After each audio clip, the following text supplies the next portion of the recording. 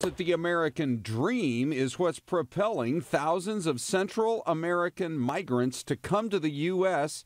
illegally crossing the border, and many coming into Arizona. Families risking their lives with children traveling through Mexico to the U.S. border, sometimes atop fast-moving trains. It's a dangerous way to travel, but they say it's better than the alternative. We also know about the risk there is in traveling like this. However, in my country, children are also in great danger due to the high crime rates. Others have opted to just send their children, thanks in part to President Obama's deferred action, the White House policy for childhood arrivals. It allows some illegal immigrants who came to the U.S. as children to defer deportation. What I want to do is progress and become someone of greater significance. But with thousands of unaccompanied minors flooding into the U.S. after the president's executive action, now the White House is scrambling to try to figure out what to do next. We're working to bring about change for 11 million undocumented women, men, and children, and to bring them out of the shadows of American life and give them the dignity and that they deserve. Arizona's bearing the brunt of housing many of the immigrants now at overcrowded shelters. This one in Nogales, a converted warehouse, holds about 800 kids.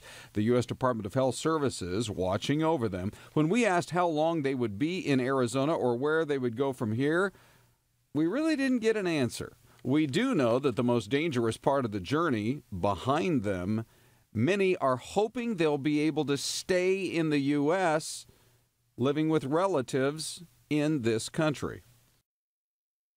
So it may be a bit of a mixed message situation, because on the one hand, you imagine that those pictures of these kids in that warehouse in Nogales still being held, those pictures have got to be making it back to Central America. But on the other hand, we're told that 300 approximately have been placed in homes with relatives. So definitely a mixed message situation to these countries. Now, that's our first look at how these kids are getting here, but the president is said to be working with Mexico, and maybe they'll come up with some plan to target the human smugglers, although that really hasn't happened in the past. Joe Biden, the VP, is with leaders in Guatemala today. Arizona Senator John McCain is going to Nogales. In Texas, we're told that the government there has decided they're going to quit waiting for the federal government to take action about this crisis, and are starting to send more of their own state personnel down to the border. So a lot of different angles to this story, you guys. So this isn't necessarily a situation where families in Honduras and South America are just sending their kids up here and hoping they'll do well. They do have some kind of connection. Is that right? In some cases, yes. Yeah, I mean, there's a family, a relative, a tie somehow.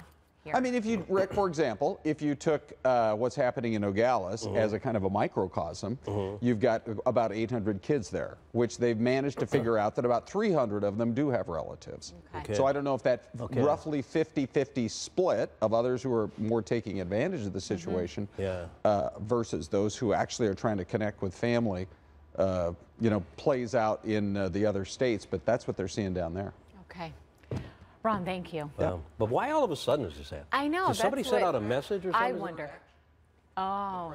Deferred action. Deferred action. President's deferred action. Okay. Send a signal to the rest of the third world countries, send your kids here.